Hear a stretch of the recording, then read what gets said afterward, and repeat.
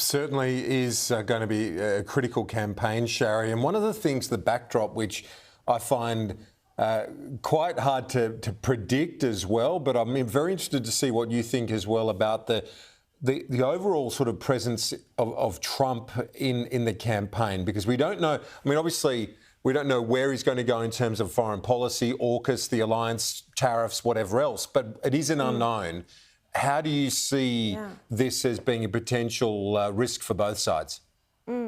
It's really interesting because the uncertainty that Trump has brought in terms of the trade tariffs, in terms of his unorthodox position on Russia and Ukraine, that has so far played into Albanese's favour. We never expected that, but it has. You know, this uncertainty makes voters want to stick with incumbency, with what they know.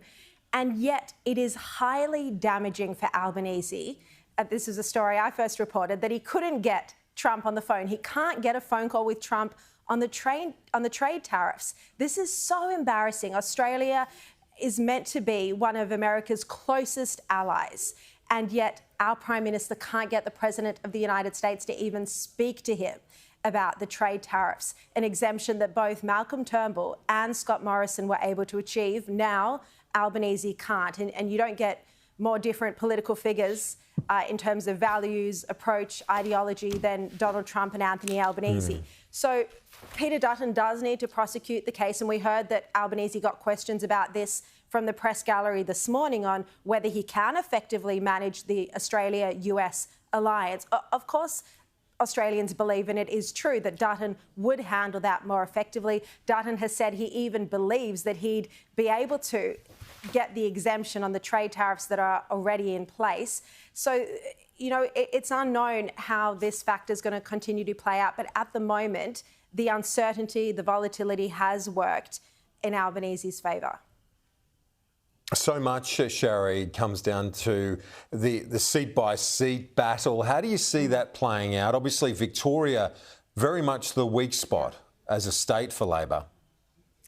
Definitely, and the Coalition have their eye on between 6 and 9 seats in Victoria. I mean, that would be a lot. This has traditionally been the Coalition's weakest state, a progressive state. If they can pick up 6 states, well, you know, they're almost halfway there. They'd only need another, say, 4 or 5 from New South Wales, 1 or 2 from WA, maybe 1 from Adelaide, 1 from Queensland, 1 from Tasmania, and then they're in a position where they're coming close to majority government. So, again, Victoria has been such a bad state for Labor, and there's different issues playing out in Victoria. It's not just the cost of living, but it's crime, it's the crime wave, it's national security, it's personal safety. There've been this string of home invasions in Melbourne, and that is a major issue for a lot of the seats that could swing back to the Coalition's favour, seats that not necessarily are even Labor seats, but Kooyong and Goldstein. I think there's a good chance the Coalition pick those up. Of course, the Coalition then could lose other seats to the Teals, particularly Bradfield. That's one that's high risk. So, yeah, Victoria is a very strong state, unusually. I mean, you think how unpopular Scott Morrison was in Victoria, so unpopular, in fact, that Josh Frydenberg lost Kooyong despite his personal popularity. So definitely it comes down to the individual seats, and that's why there actually is quite a credible path for Peter Dutton to win office.